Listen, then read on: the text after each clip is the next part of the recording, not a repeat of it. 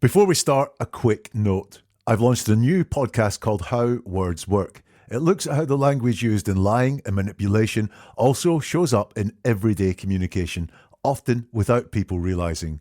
And when you use that language, even honestly, it changes how people hear you.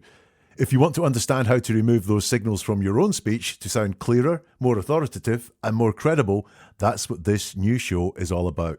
You can find How Words Work with Jack Fox on all podcast platforms, like where you are now. Right, let's go to this episode.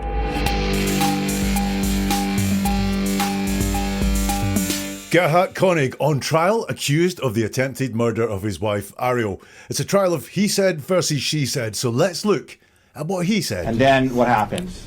And then I just keep walking to her, like, what are you doing? Were you and I get her, like, why are you screaming? Yeah, what are you doing? And I get to her and I'm like, touching her, just putting my hands on her arms. And I was like, what are you doing? What's going on? If you're new here, what I do is only look at the words spoken by the person of interest. The words only, nothing else. And then those words, he's stuttering a lot. Nerves? But it does sound like he's describing being calm, safe and reasonable. Is that the truth? Let's take a look. Welcome to Never a Truer Word, where we look at the words that people choose to use to see if they're telling the truth, the whole truth, and nothing but the truth. I've studied the words of thousands of criminals, and I know how people use words to lie, cheat, and manipulate. And I know what the truth sounds like too. So we're going to look at the testimony of Gerhardt Konig on trial, as I said, for the attempted murder of his wife. Now, she says he tried to kill her with a rock, but he says it was self-defense after she tried to push him off a cliff. He's the one on trial, so he is the person I'm going to look at and analyse the words of. As we go through this, listen for the tenses that he uses. Is it past tense? Is it present tense when he's describing things that have happened in the past? Watch for downplaying. That is when something serious is mentioned, but he uses much softer words to describe it. And also keep an eye on his patterns, the patterns that you'll see in the first clip that we listened to. Let's go back to the hike, Dr. Konig. Okay. March 24, 2025, you testified about the hike yesterday, correct? Yes. You testified that you and Arielle had a massive argument, right? Yes. You testified that on her birthday, Arielle brought up a subject she knew would upset you, right? I'm sorry, you didn't testify to that, but that is what happened, correct? That is what happened, yes. You testified that Arielle brought up that she wanted to go back to work and speak to Jeff Miller again, correct? She was still working, so she wasn't trying to go back to work. She wanted to start traveling with him again. And your testimony is that this is what Arielle decides to bring up on her birthday trip with you, right? Yes. And that she decides to bring this up on the Pali Puka Trail, right? That's where she brought it up. That's correct. So you testify that you have this argument, you separate, and then you come back together, right? Yes. You take this selfie right by the cliff, correct? Yes. And then you testified that Arielle pushed you, right? Yes. And you testified that you could barely hold on, right? I almost went off the cliff. And then you turned around and you testified that Arielle was 5 to 10 feet away, right? By the time I turned around, she had backed away, and she was not. And yeah, that was part of why I was concerned that that was a shove and not a accidental thing. And then you approached her, you went towards her. I did. So you think you about get pushed off a cliff, and then you go 5 or 10 feet to get to Arielle, right? I moved towards her, that's correct. And then you say that Arielle pulled you onto the ground, right? That's correct. Right, I talked about patterns, so we're going to dig into those. Also, I've started with the cross-examination because that's often where the most interesting stuff is. It's when a witness is pushed the furthest. Now, what I want you to notice is that a lot of the questions he's asked are not about what happened, but what he has testified to previously in this trial. For example, question number 1, you testified about the hike yesterday, correct? And he says yes. Now, in general, we hate lying. It causes us stress. It causes us anxiety. When we lie, we'd much rather tell the truth. So it's really easy for him to confirm what he testified about, and would be really stupid for him to say, no, that's not what I testified to, because everyone in court saw it happen yesterday. That's going to become important as we go through this. Next question. You testified that you and Arielle had a massive argument, right? And he says, yes. Now notice the question there again. He's confirming what he testified about, slightly different from him confirming what actually happened there. He's confirming he testified about it. He's not actually saying, yeah, we had a huge argument that day. I'm not saying he's lying. I'm just saying, look at what he's telling the truth about. The next question. You testified that on her birthday, Arielle brought up a subject she knew would upset you, right? I'm sorry, you didn't testify to that, but that is what happened, correct? And he says, that is what happened, yes. Completely answers the question there. And it's not about the testifying, because it said that he didn't testify about that yesterday, but it's very straightforward. That is what happened, yes. So that's an indicator of truth that Arielle did mention this subject on the hike. You testified that Arielle brought up again she wanted to go back to work and speak to Jeff Miller again, correct? And the pattern's broken now because he goes, she was still working, so she wasn't trying to go back to work. She wanted to start travelling with him again. Now, there's a whole load of stuttering there, which I think is him carefully choosing his words before he answers. That's not necessarily carefully choosing them because he's lying. He is on trial for attempted murder, so it makes sense to make sure that you're very careful with your words. Either of those things could be going on here. And you'll notice that what he wants to do is really correct the question, because it's not that she brought up she wanted to go back to work, it was that she wanted to go travelling again, and he clarifies that. But it's certainly an indicator of this guy is picking his words very carefully. And another sign that he's picking his words very carefully is that he starts saying something. He starts saying she just is going to say something else. She just, we don't know what it is, because he thinks better of it, and starts the sentence again. She wanted to start travelling with him again. So I'd love to know what he thought better of saying there, because that was his instinct to say she just something, and he didn't finish it off. The next question is about testimony again. And your testimony is that this is what Arielle decides to bring up on her birthday trip with you, right? He says yes, confirming testimony again, not confirming events. And then the next question is, and then she decides to bring this up on the Pali Puka Trail, right? And he stutters again with the start of his answer.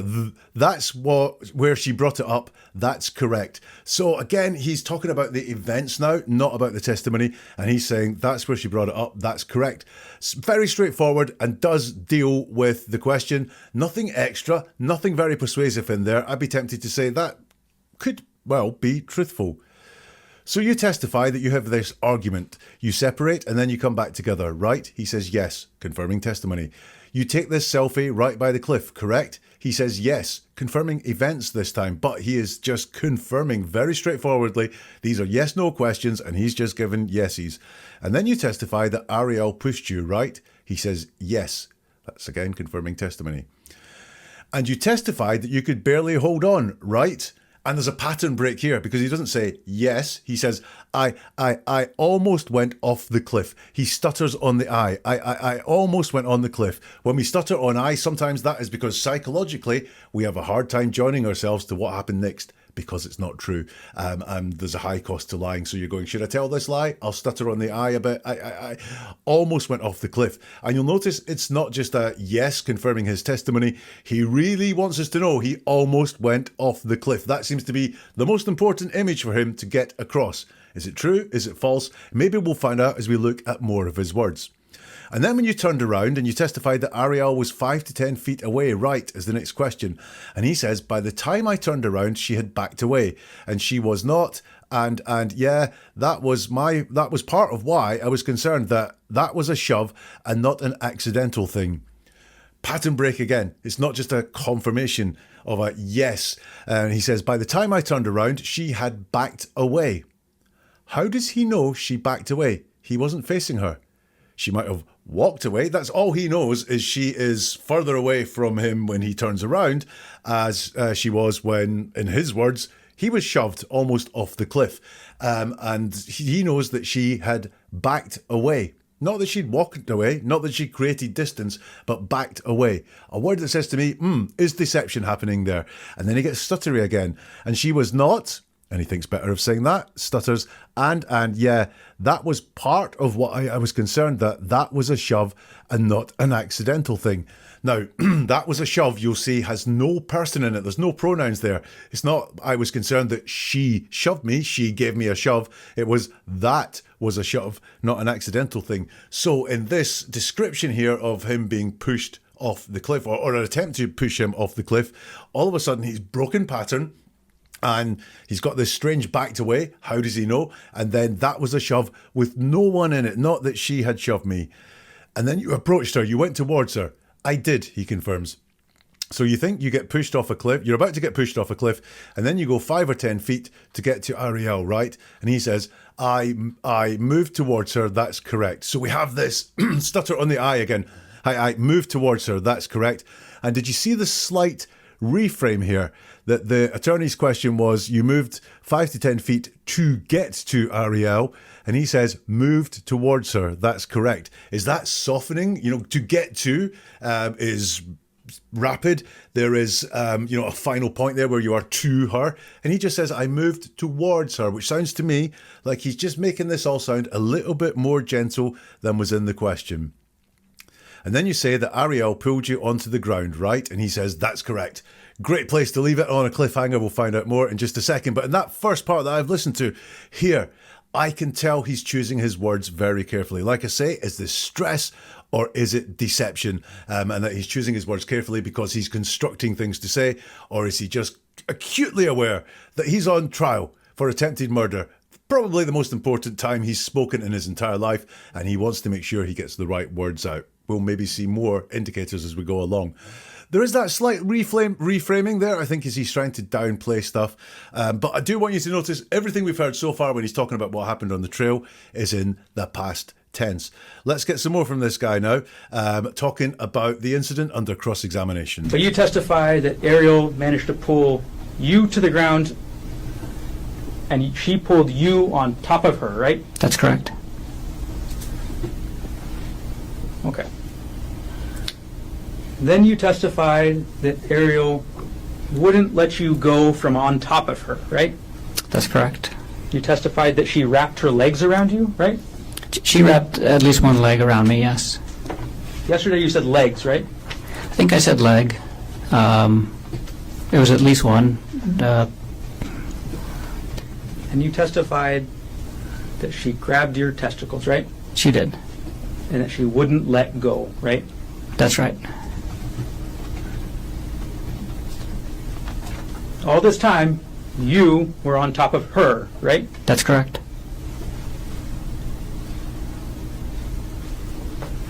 And then you testified that Arielle took that rock. I'm going to grab Exhibit 2 right now.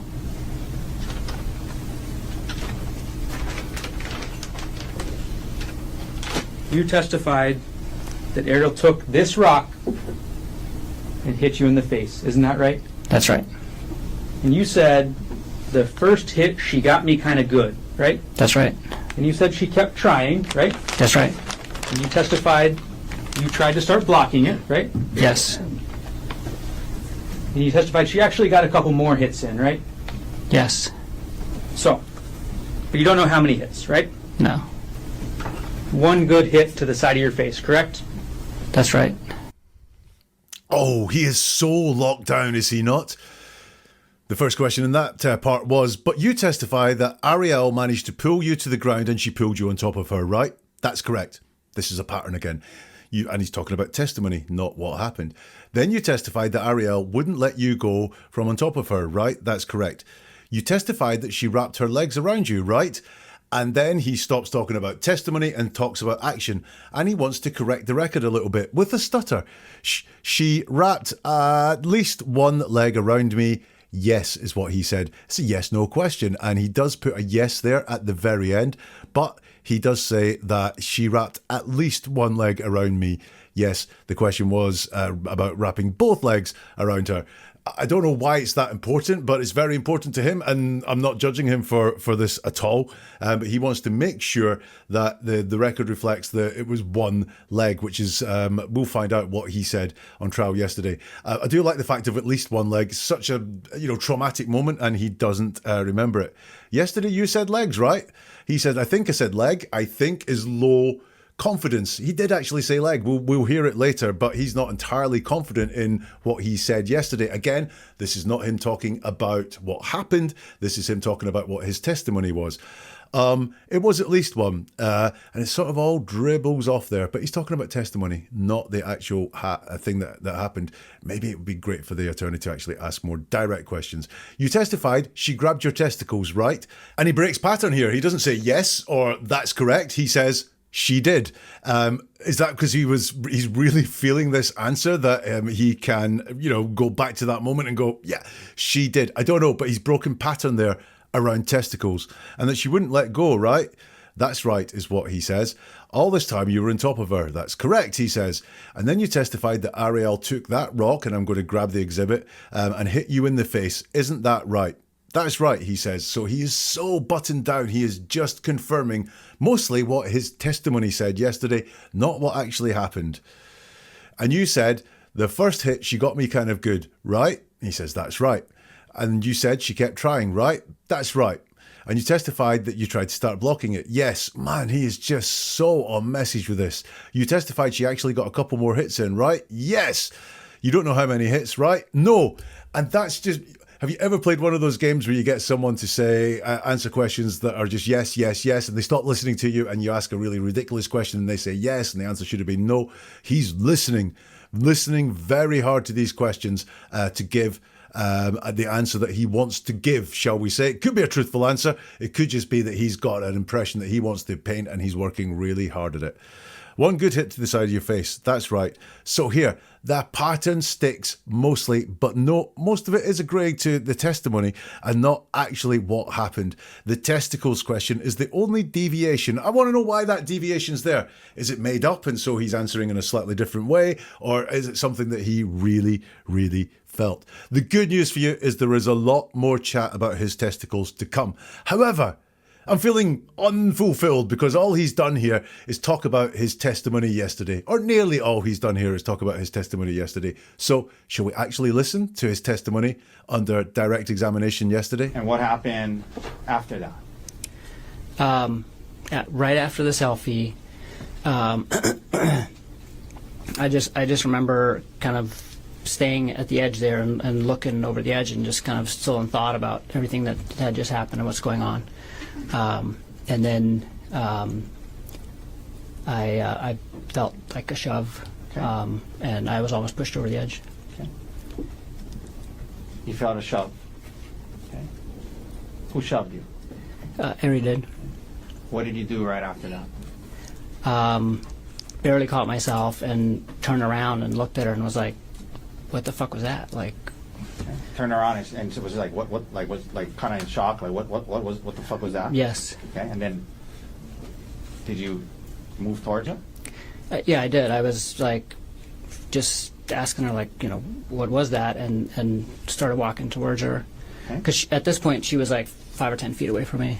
Okay. So you walked towards her, and you mentioned when you're walking towards her, where were your hands? Out. Okay. Now, did you get close to her? Yes, eventually, yeah. Well, And by the way, when you start walking towards her, is she saying anything?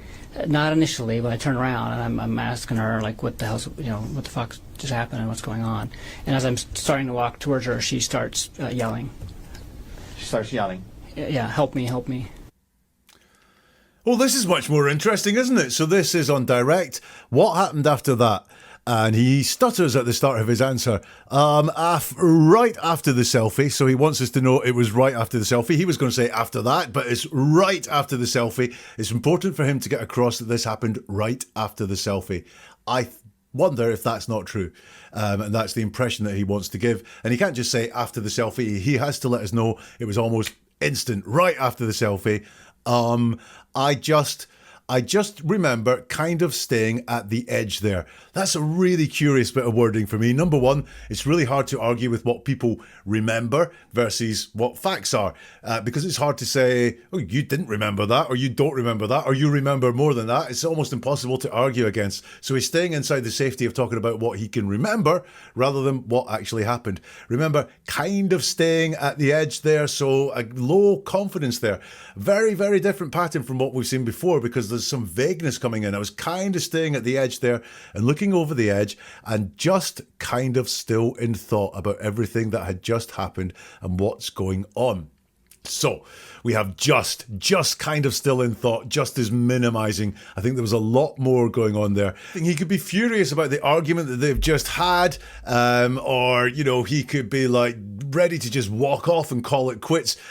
All sorts of things could be happening, but he wants to say just kind of still in thought about everything that's just happened and what's going on. You know what? I think there was a lot more going on, and it's been downplayed by that just that's there. He's sort of softening by the sounds of it, just kind of still in thought, kind of still in thought as well. It's weak. And notice that this is in present tense. Staying at the edge there, looking over the edge, still kind of in thought, not I was in thought about everything that had just happened and what's going on. It's in present tense. Why do we use present tense to talk about past events? It could be if we're being dramatic. It's a dramatic thing to do. Tell a story about the past, but tell it in the present tense because the audience feel like they're more there with you. Trauma can do it as well. If you're telling a traumatic story, you can start to feel the feelings you feel like you felt when the traumatic event happened, and you start talking in the present tense as well. Or you could be lying. Because when we're lying, we're not relaying events from the past, which is where our brain just automatically goes, oh, I'll use past tense when we talk about this. You're actually making things up at the present time in your head, and your brain goes, oh, this is happening now here, so I'm going to use present tense. One of those reasons is going on there.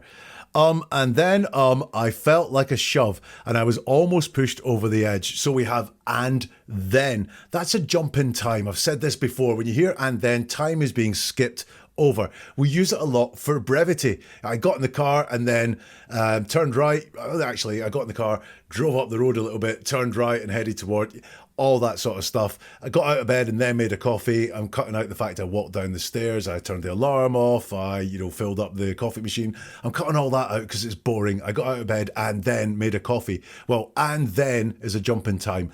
And then I felt like a shove and I was almost pushed over the edge. And apart from him feeling it, people have disappeared here. Who shoved?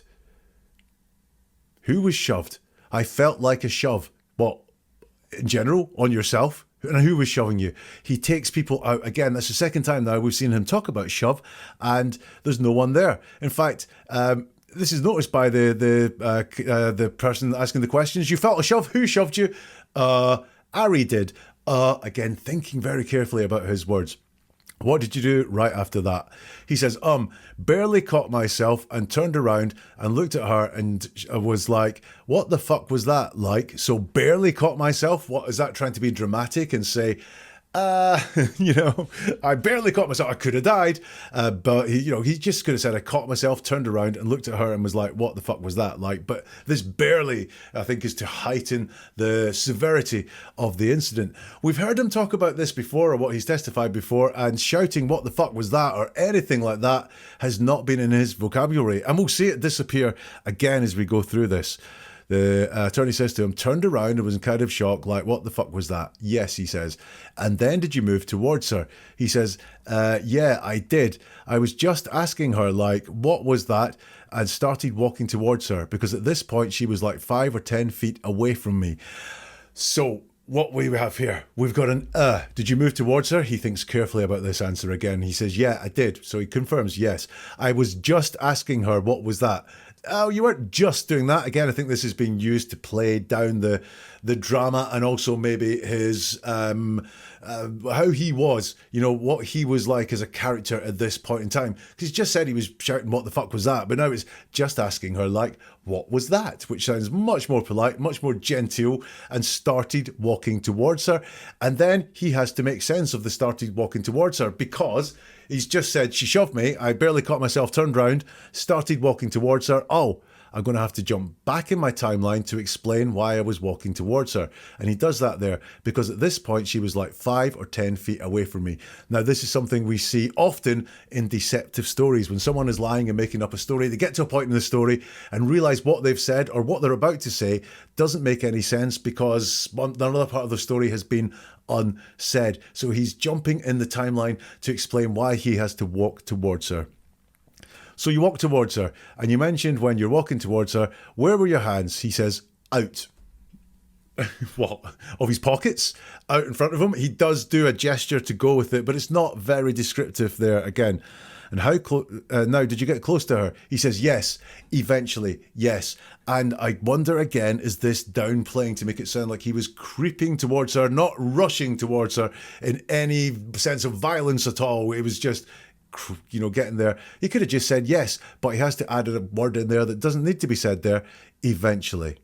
By the way, when you start walking towards her, is she saying anything? He says, not initially. When I turn around, I'm asking her, like, what the hell, So why not initially? Why not just say, as you're walking towards her, she's saying something? But he says, not initially.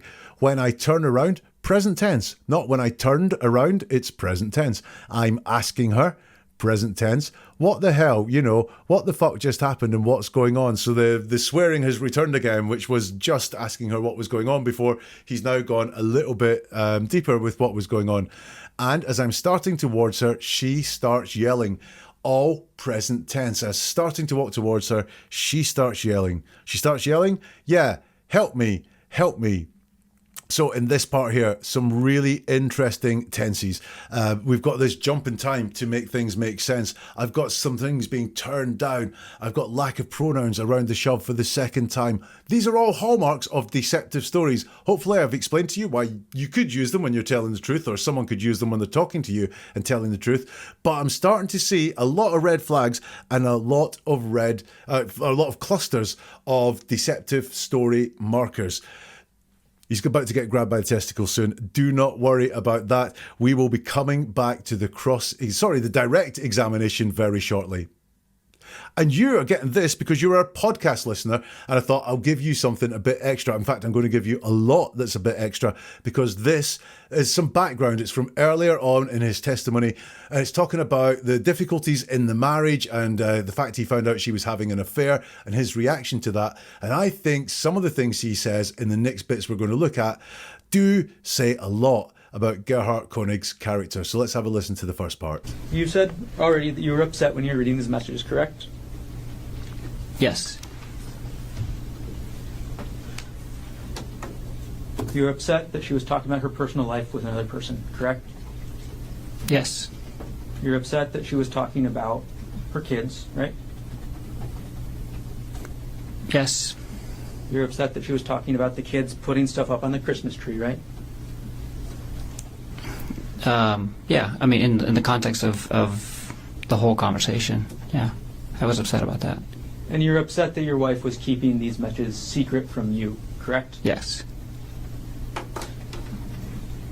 So before you confronted Arielle, you emailed these documents to your friend Brian, correct? That's right.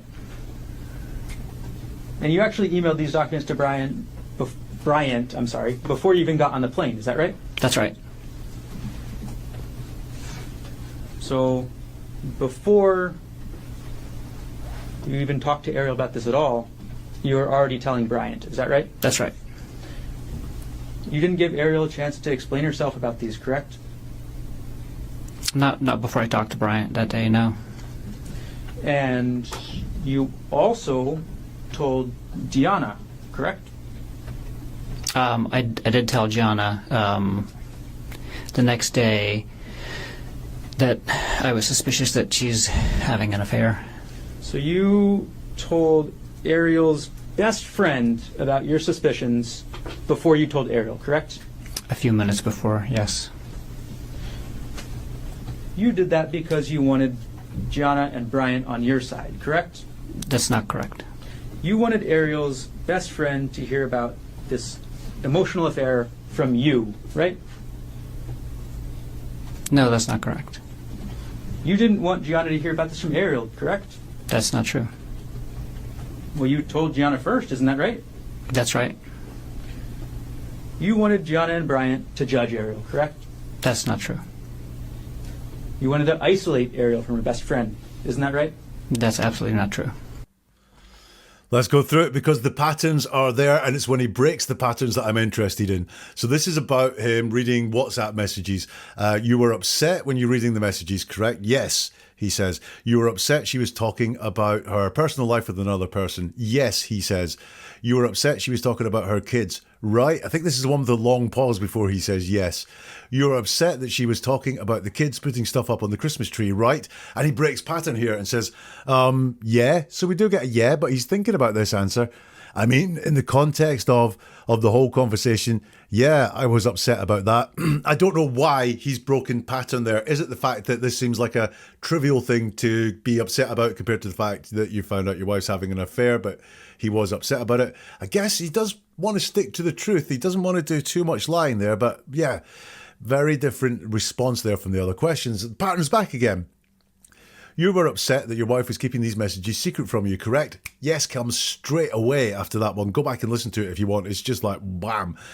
He says it straight away. Yes, I really believe that answer was there. And is this anger inside him that the yes comes from? So before you confronted Arielle, you emailed these documents to your friend Bryant, correct? That's right. And you actually emailed these documents to Bryant before you even got on the plane. Is that right? That's right, he says. I'm guessing this is in evidence. His emails are all logged or whatever it is. Pointless arguing about it. Pointless spinning. Just say that's right. So before you even talked to Arielle about this at all, you were already telling Bryant. Is that right? That's right. You didn't give Arielle a chance to explain herself about these, correct? He says, no, not before I talked to Bryant that day. No. Little bit of a reframe to say that I did tell Arielle at some point, but I talked to Bryant that day first. So he softening maybe what happens. You didn't give Arielle a chance to explain herself. Yeah, I did. I really did. I just wanted to make sure that you know that, but not before Bryant knew about it. You also told Deanna, correct? And he breaks pattern. It doesn't just say, yeah. He breaks pattern, but again, is it to correct what is going on?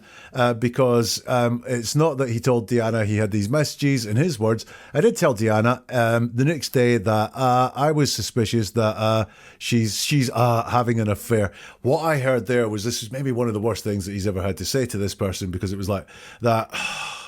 It's hard to say. I want to take a sigh before I say it. I was suspicious that she was having an affair. So you told Arielle's best friend about your suspicions before you told Arielle, correct? And this is this softening thing that he does, because his reply isn't yes, it's a few minutes before, yes, so don't think too badly of me. The fact that it was before is neither here nor there, it was a few minutes before. You did that because you wanted Deanna and Bryant on your side, correct? That's not correct, he says. You wanted Arielle's best friend to hear about this emotional affair from you, right? He says, no, that's not correct. And he says no straight away there. So, yeah, maybe there was something else going on, but I'm not sure hearing from him was the most important thing there. You didn't want Deanna to hear about this from Arielle, correct? That's not true. Well, you told Deanna first, isn't that right? He says, that's right. Pattern still continues. You wanted Deanna and Bryant to judge Arielle, correct? That's not true, he says. You wanted to isolate Arielle from her best friend, isn't that right? And he says, that's absolutely not true. He's gone from just saying, that's not true, that's correct, that's not correct, to that's absolutely not true. It's an overly hard-working denial, that word absolutely. He could have just said that's not true, but he wants to rebut it. It's very important to him. Basically, this is a question about coercive control, isolating Arielle from her best friend. And he wants to get in front of that one, rebut it, and then some. Turn it up to an 11 with that's absolutely not true. So here, I think he may have a fragile ego from what I can see in the way he answers when he breaks patterns and so on. And also because he tries so hard on that coercive control to rebut it, I'm thinking it's possible for me coercive control behaviour was going on. So let's hear about him confronting his wife about these texts. So after you tell your best friend and Arielle's best friend about this, that's when you actually confront Arielle, correct? That's correct. And you're upset, right? That's not the primary feeling at the time. I was feeling a lot of other feelings, but I was also upset. You were mad, right? I was not mad. You were not mad when you confronted your wife about these messages. I was upset. It's natural to be mad in this sort of situation, isn't it? It could be. And in this confrontation, you called Arielle a lying bitch, right? I did call her that at some point, not in the beginning of the disclosure. You called her a whore, right? I did call her a whore at some point. Again, I think within like the first 24 hours, and not during the initial disclosure. We'll get to disclosure in a minute. So after you tell your best friend and Arielle's best friend about this, that's when you actually confront Arielle, correct? That's correct. And you're upset, right? Pattern is broken. That's not the primary feeling at the time. I was feeling a lot of other things, but I was also upset. He could have said yes, amongst other things, but he wants to downplay. He wasn't upset. Upset wasn't the primary feeling. That's not the primary feeling at the time. If that's all he'd said, by the way, you could have known that he was upset, because he didn't just say, no, I wasn't upset. In fact, he doesn't say he wasn't upset, because he does say, I was upset. But there you go. That word primary indicates there's a lot more feelings going on. I was feeling a lot of other things, but I was also upset. No expansion at all. He's very locked down. He doesn't say what those other things he were feeling were. Sadness. A sense of like shame, maybe that, you found that this was going on. A sense of feeling like stupid for not noticing this was going on. All those things could be valid feelings, as could ones that he might want to hide, like anger, like being mad. He doesn't expand on his feelings, and maybe some of those softer ones he would have quite happily expanded on, but he didn't expand on them. So what were they? You were not mad, right? It's a yes, no question. And he says, I was not mad. He doesn't contract it. He doesn't say I wasn't mad. He says, I was not mad. He's very formal with it. I'm kind of starting to guess he might have been mad. You were not mad when you confronted your wife about these messages. He says, I was upset. All of a sudden, he was upset. Before he said upset was just one of those things, but now he's quite happy to stick the word upset out there. Why? Upset sounds a little bit better than mad, I would think, doesn't it? Okay, it's natural to be mad in this sort of situation, isn't it? And he says, could be. He does not want to take on anger, being mad, being in a rage at all there in the questions. And in this confrontation, you called Arielle a lying bitch, right?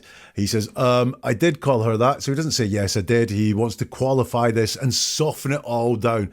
I did call her that at some point, not in the beginning of the disclosure. And he sort of drifts away at the end. So he's realizes this doesn't all sound great. But he could have just confirmed it. Like the pattern would be, you called her a lying bitch. He could have just said, yes, I did. But it's at some point. So it's not as important if it's at some point, not in the beginning of the disclosure. Again, it wasn't at the beginning. So does that make it all right? Or does that make the fact it didn't happen? And also disclosure, for very formal way of talking about it. You called her a whore, is that right? And he stutters. I did call her a whore. So he's very nervous about this answer because this is not playing right for him. At some point, again, I think within the first 24 hours and not during the initial disclosure, as if the timeline makes it all different. The fact that he said these things, he wants to downplay. He doesn't just want to confirm that he said these nasty things. He wants to downplay the severity of them by talking about when they happened. So here, I think he really wants to avoid talking about his anger. And I think he really wants to downplay anything about anger, madness, angry things that he might have said as well. One more bit that's just for you podcast guys. Now, remember what I said about my thought he could be controlling? You wanted to make sure Arielle never had contact with Jeffrey Miller again, right? That was my strong preference, for her to not have contact with Mr. Miller ever again. And in order to do that, you wanted access to Arielle's phone at all times. Is that right? That is absolutely not correct. You actually had Arielle's phone in December 2024, isn't that right? I wouldn't say that. Like her phone, at many points in time, I had her phone in my hand. I would not characterize it the way you just did. And you monitored her communications in December 2024 after you confronted her, isn't that right? I, on several occasions, asked to see who she was communicating with, and she would show me. And the only time that I monitored her communications was for 48 hours when I was watching the WhatsApp messages, and most of those I was watching on my computer, not on her phone.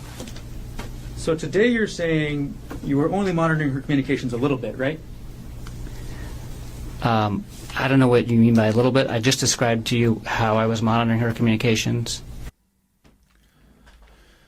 Controlling? You wanted to make sure Arielle never had contact with Jeffrey Miller again, right? He says, that was my strong preference for her not to have contact with Mr. Miller ever again. Again, we've got this sense of downplaying. He could have just said correct, but never had contact with Jeffrey Miller again. Well, that sounds a little bit controlling, and he wants to downplay that again. That was my strong preference, but strong, and a preference, never to have not to have contact with Mr. Miller ever again. And then the next part's interesting. The question is, in order to do that, you wanted access to Arielle's phone at all times. Is that right? And he interrupts to knock this one down. He's been very good at listening to the question and answering, but with this one, wanting access to Arielle's phone at all times, he interrupts to shut this question down, and he uses absolutely again. It's not just that's not correct, it's that is absolutely not correct. Again, did he want access to her phone at all time? It's highly possible to me. You actually had Arielle's phone in December 2024, isn't that right? I wouldn't say that, like her phone. At many points in time, I had her phone in my hand. I would not characterize it the way you did. So very stuttery. I wouldn't say that is how he starts that, which is, I think what he's getting into here is the world of definitions, that we can describe the same event in two different ways. One way, it's nefarious. One way sounds all innocent and light. Having Arielle's phone, having your wife's phone in December 2024 sounds a little bit like controlling to me. And once more, with the controlling questions, although it's never asked how controlling he is, when there's questions come up about, did you have some control here? Were you a controlling, domineering husband? He downplays what's happened. I wouldn't say that. Like her phone, stutter. I at many points in time, I had her phone in my hand. I would not characterize it the way you did. So he's saying, I did have her phone, but I wouldn't characterize it the way that you did. Also, like, why did you have her phone in your hand? Because you had her phone to check her messages. Just be honest, be a little bit more straightforward. And you monitored her communications in December 2024 after you confronted her. Isn't that right? And again, the pattern's broken. And he says, I, on several occasions, asked to see who she was communicating with, and she would show me. So let's break that down. It's very formal. I, on several occasions, asked to see who she was communicating with, which, you know, when it's in those words, those formal words, there's no anger with them. Formal words are very neutral. You know, there's no rage, there's no control. I, on several occasions, asked to see who she was communicating with, communicating again, and she would show me. He wants to make sure that she is seen as compliant, that he wasn't a bad person because she was doing what he'd asked. The only time that I monitored communications was for 48 hours when I was watching the WhatsApp messages. And for most of those, I was watching on my computer, not on my phone. So he's very formal, very much downplaying the amount of monitoring. It was several occasions. There was only one time when he monitored her communications. That was 48 hours. And even then, it wasn't on her phone, it was on the computer. As if that makes it any less monitoring, because he was doing it remotely and not actually looking at her phone. So today you were only monitoring her communications a little bit, right? And he says, I don't know what you mean by a little bit. I just described to you how I was monitoring her communications.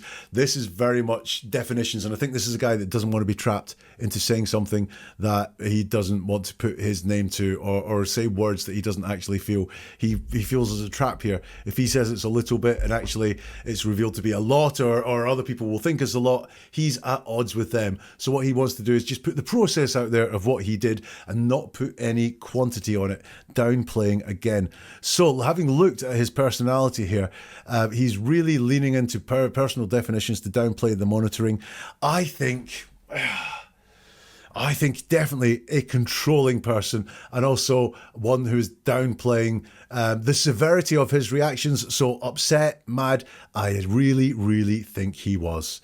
We are going to go back shortly to the top of that cliff. A quick pause there. If you're finding this useful, following the podcast really helps, because you get to hear this kind of language regularly. You don't learn everything in one episode, you just start noticing patterns over time.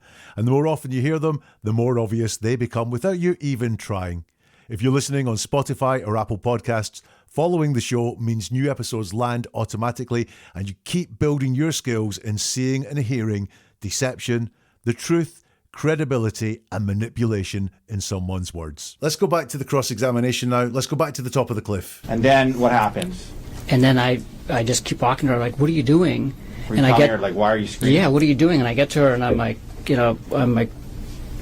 touching her, just putting my hands on her arms, and I was like, what are you doing? What's going on? What happens then? She keeps yelling, and she kind of grabs my wrists and throws herself on the ground and pulls me down with her. So now you guys are on the ground? Yes. Okay. When you're on the ground, what starts to happen?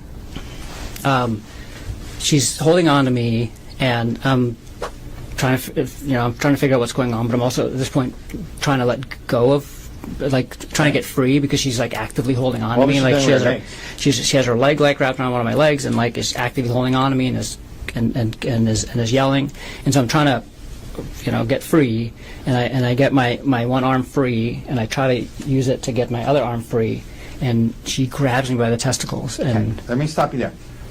Did you ever, in the course of this whole thing you described so far, ever try to pull her towards, push her off, or drag her towards the cliff's edge? no, not at all.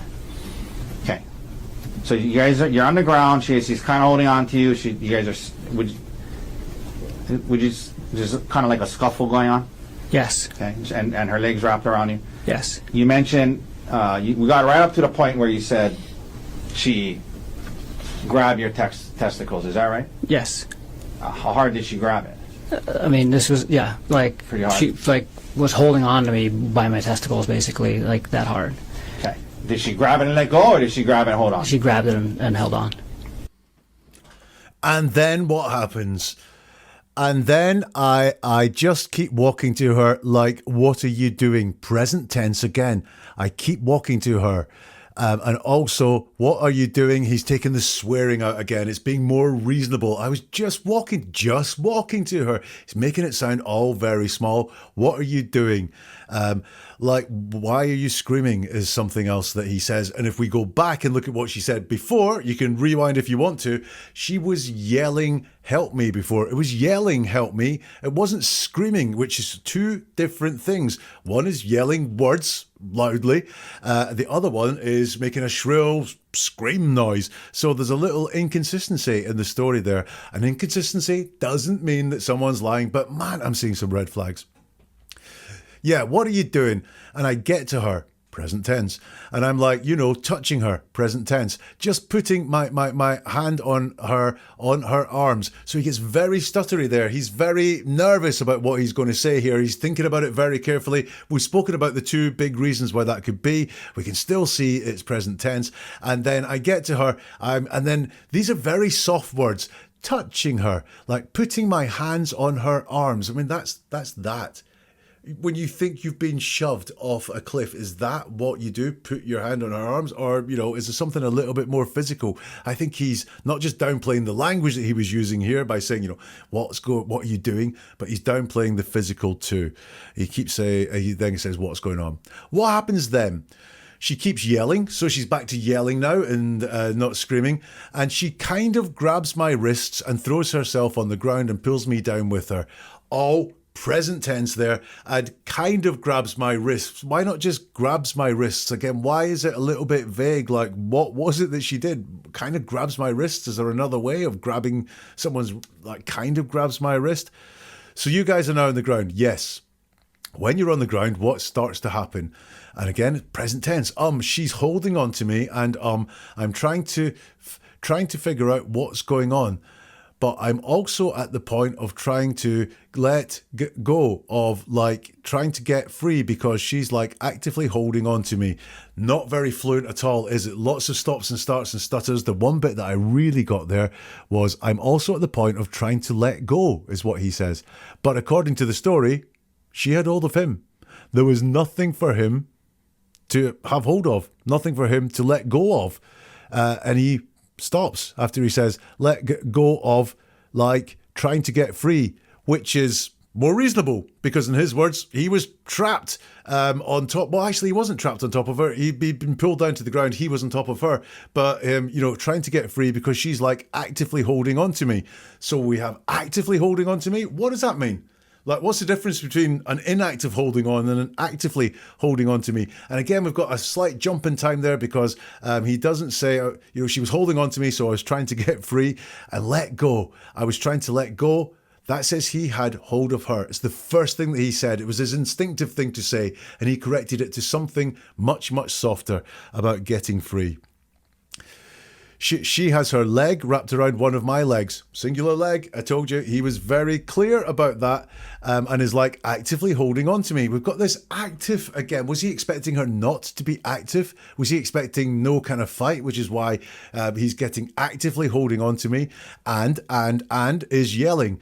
And so I'm trying to, get free. And I get my one arm free. We've got a lot of stutters again. And I try to use it to get my other arm free. And she grabs me by the testicles and so we've got actively holding on again. I really don't know. Let me stop you there because attorney does not want testicles to come up yet. Did you ever, in the course of this whole thing you described so far, ever try to pull her towards, push her off, or drag her towards the cliff's edge? He says, no, not at all. And it's the first thing he says is that no. And then he kind of ruins it for me with a not at all. Like, not at all. No is enough.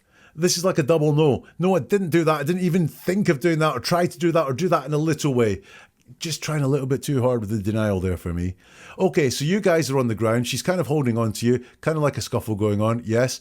Her legs are wrapped around you. Yes. And I think that's her legs is wrapped around you as in is. But it doesn't matter because he says yes. It's the attorney that introduces a plural of legs there, not him. Don't know why I'm getting hung up so much on the legs. There's a lot more to get hung up on. You mentioned you got right up to the point where you said she grabbed your testicles. Is that right? Yes. How hard did she grab it? Testicles are plural, mate. I mean, this was, like she was holding on to me by my testicles, basically like that hard. That hard? What hard? Basically. That's a word there where it's saying, here's the gist of what is going on, but there's a lot more going on as well. Basically like that hard. Did she grab it and let go, or did she grab it and hold on? She grabbed it and held on. Consistent, if nothing else, about the grabbing of the testicles. So here, the present tense continues. The present tense really does keep rolling on, and I want to know why that is. I think we have downplaying of aggression, both aggression in language and aggression in physicality as well. And I am starting to see some small inconsistencies, like yelling, screaming, like I tried to let go inside his story. He's going to mention the rock now. What happens after she does that? Then I try to free my testicles, and so I'm like thrashing with and I get both hands free, and I'm trying to get her to let go of my testicles, and then she hits me with a rock on the side of the face. Okay. She's holding on to your testicles. You're kind of focused on that, obviously, and then at some point while you're focused on that, you and it happened all really fast. Yeah, but that's I'm glad you raised that up. Was this like happening slowly, where you had it time all to... happened within probably less than a minute, maybe Quickly. slightly more than a minute, but 2 minutes or something. From the moment that we were on the ground and she was grabbing my testicles was like it happened quickly. Everything after the grabbing of the testicles happened very quickly. Okay. And you weren't timing it or anything. No. This is just your estimate. Okay. So now she's holding on to you, she's squeezing your testicles, and you kind of dealing with that. And she's on the ground, and you're kind of on top of her. Yes. Okay. And you said then you felt you got hit with the rock. Yes. Where'd you get hit? On the left side of my face. How many times? She kept doing it. The first blow she landed really well, and after that I was able to block. Okay. Fairly well. She did land a couple more, but not as bad as the first one. So she still got your testicles? Yeah. So she's holding my testicle and just hitting me like this. And now do you stop dealing with your testicles? Just focused on the rock at this point. Okay. Yeah. Okay. Yeah. So what are you thinking? Is this guy telling the truth, or is this guy telling a fabricated story? The first question in that piece was, what happens after she does that? Then I try to free my testicles. And so I'm thrashing with, and I get both hands free, and I'm trying to get her to let go of my testicles, and then she hits me with a rock on the side of the face. huge paragraph of an answer for this guy, a lot to it. Then I try to free my testicles, and so I'm like thrashing. Now, and so is a form of storytelling. It's when we don't just relate events, it's when we are giving reasons for events. So I try to free my testicles, and so I'm thrashing, and that can be the sign of defensiveness of telling a story and having to explain why the actions happened as well. I'm like thrashing with, and he stops. Thrashing's quite a violent word, isn't it? You know, I'm thrashing, and I think he thinks, oh, I've said one of those words again that I really wanted to downplay. So he stops saying, I'm thrashing with, doesn't finish that thought off. I get both hands free, and I'm trying to get her to let go of my testicles. And she then hits me with a rock on the side of the face. I've just spotted something here, actually. If she is got one hand on the testicles, only one hand could be holding another hand. So how could he need to get both hands free? Surely he would have had one hand free. This story, might just, don't like that at all. Anyway, back to the analysis that I planned. I'm trying to get her to let go of my testicles. And then, so jump in time, and look, people are present in this. She hits me with a rock on the side of the face. So actually, he's actually saying at this point, she hits me with a rock. So he's actually put people in the story this time, unlike the shove, and it gets hit on the side of the face, not the side of my face. Just compare that to the shove. There's a lot more people in that. So did the rock hit actually happen? The next question, she's holding on to your testicles. You're kind of focused on that, obviously, says the man. And then at some point, while you're focused on that, he says, it all happened really fast. I'm glad you raised that up. Was this like happening slowly where you had time to? He says, this all happened within, probably less than a minute, maybe slightly more than a minute, but 2 minutes or something. Has he described 2 minutes of action to you? You know, this and then that jumped the story, maybe jumped quite a lot of story. You weren't timing it, says the attorney. From the moment that we were on the ground and she was grabbing my testicles was it happened very quickly. Everything after the grabbing of it's either the or those testicles happened very quickly, he says with a laugh. But everything after the grabbing of the testicles happened very quickly. Were his testicles grabbed? Not maybe out of self-defense of trying to stop something happening, but everything after happened very quickly. Everything before happened a hell of a lot more slowly. We can get from that. So she's holding on to you. She's squeezing your testicles and you're kind of dealing with that. And she's on the ground and you're on top of her. Yes. And you said you felt you got hit with a rock. Yes. Where did you get hit? On the left side of my face. And as a person appeared in the side of the face as well now. How many times? She kept doing it. Then this is really odd wording for me. The first blow, she landed really well. It's almost like admiration, like you're talking about a boxing fight. Oh yeah, that hit landed really well. Not, hurt good, or, talking about the emotional impact or the shock of it or anything like that. He's impressed with the precision of the hit. It landed really well. And then he's impressed with himself. I was able to block fairly well. She did land a couple more, but not as bad as the first one. But she still got you by the testicles. Yeah, so she's holding my testicle and just hitting me like this. And now do you stop dealing with your testicles? I'm just focused on the rock at that point, he says.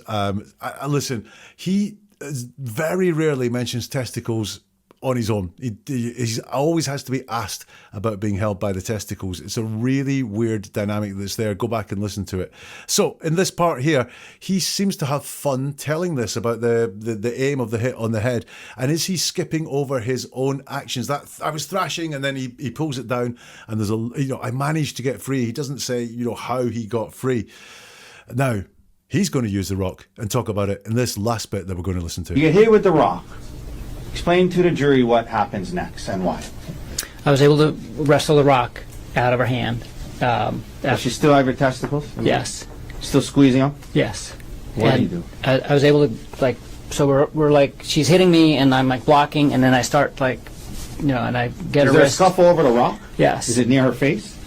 Yes. I mean it's and then what happens? And I finally get the rock. What'd you do? I hit her with the rock. How many times do you think you hit her? I hit her 2 times. Okay. And when you did, was she still holding on to your testicles? Yes. At least initially? Yes. Okay.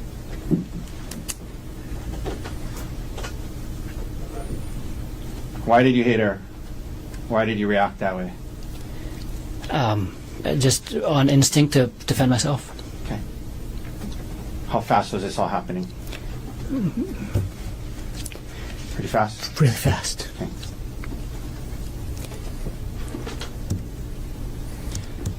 In between when she hit you with the rock and in between the time she hit you with the rock and when you hit her with the rock, were you able to safely retreat and get away from her? No. Yeah, why not? She was holding on to me.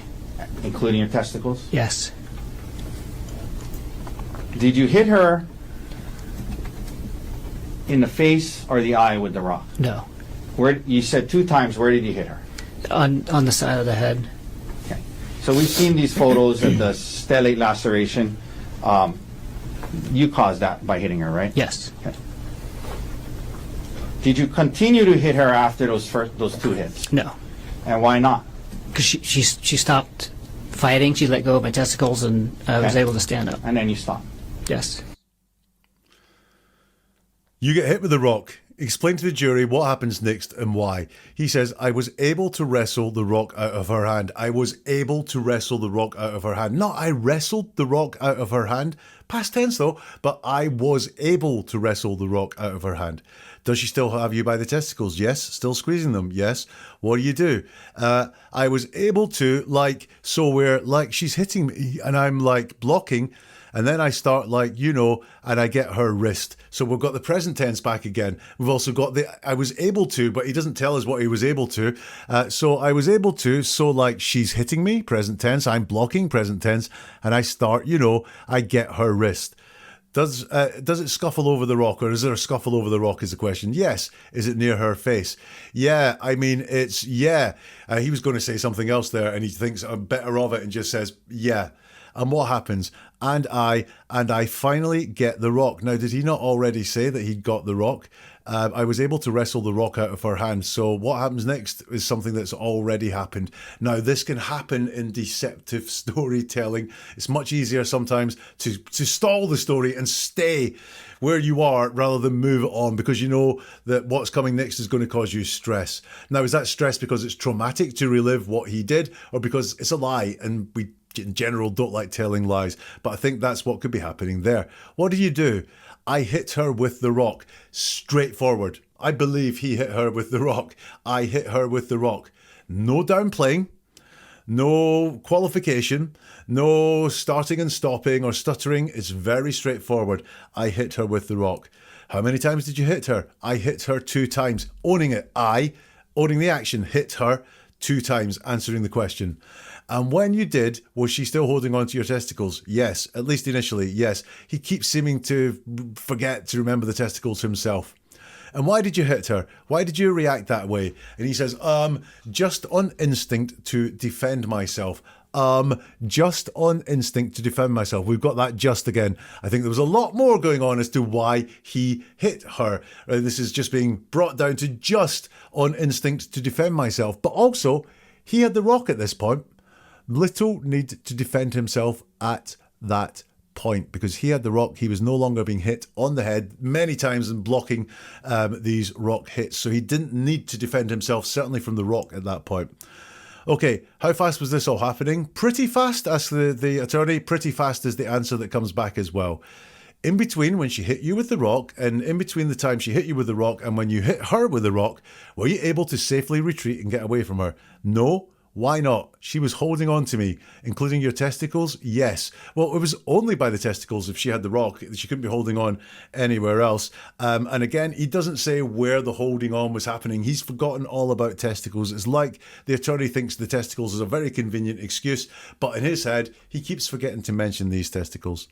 Did you hit her in the face or the eye with a rock? No. You said 2 times. Where did you hit her? On the side of his head. We've seen the photos of the laceration. You caused that by hitting her, right? Yes. Did you continue to hit her after those 2 hits? No. And why not? Because she stopped fighting, is what he said. Fighting takes 2. What he was discussing was an attack.